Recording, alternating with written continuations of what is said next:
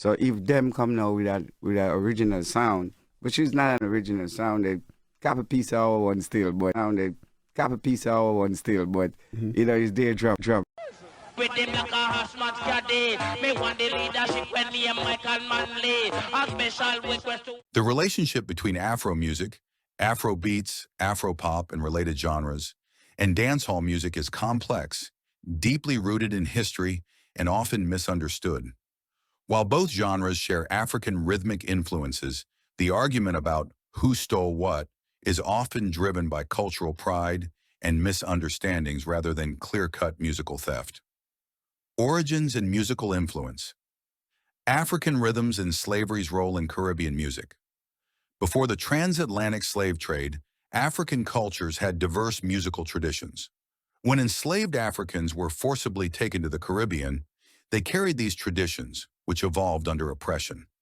In Jamaica, these African influences mixed with European sounds, marching bands, church hymns, and created mento, ska, reggae, and ultimately dancehall.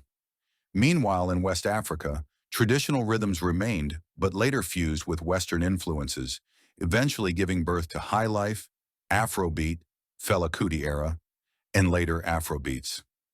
Dancehall's global influence dancehall emerged in the late 1970s and 1980s as a rebellious expression of the Jamaican underclass. It was faster, digital, and more raw than reggae. Dancehall directly influenced hip-hop. DJ Kool Herc, a Jamaican, helped shape hip-hop in New York. It also influenced Afrobeats, with artists like Burna Boy, Wizkid, and Davido openly crediting dancehall's role in shaping their sound.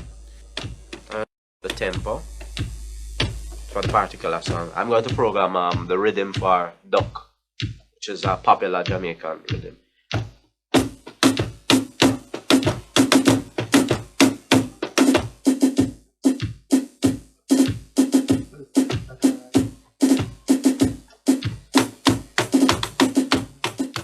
The debate, is Afro music stealing from dancehall?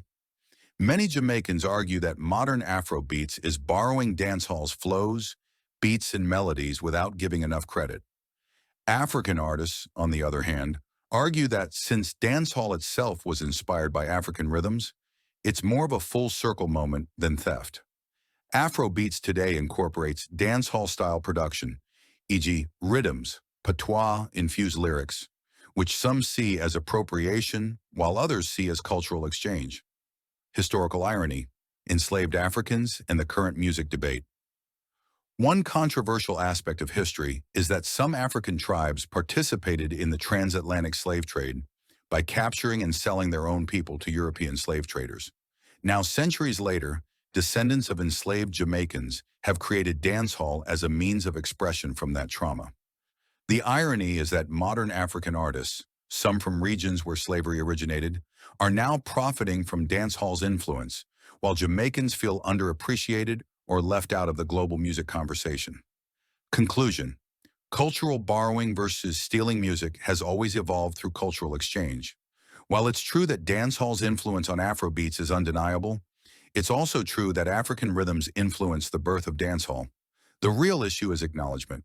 Many Jamaicans feel their contribution to global music is often overshadowed, while Afro music gets mainstream. Man made a good point, but let's be real, we didn't take African drums. The enslaved Africans brought to Jamaica naturally carried their culture with them, even in a foreign land. So how can we steal from Africa when we were African first, then Jamaican? It's not theft, it's heritage.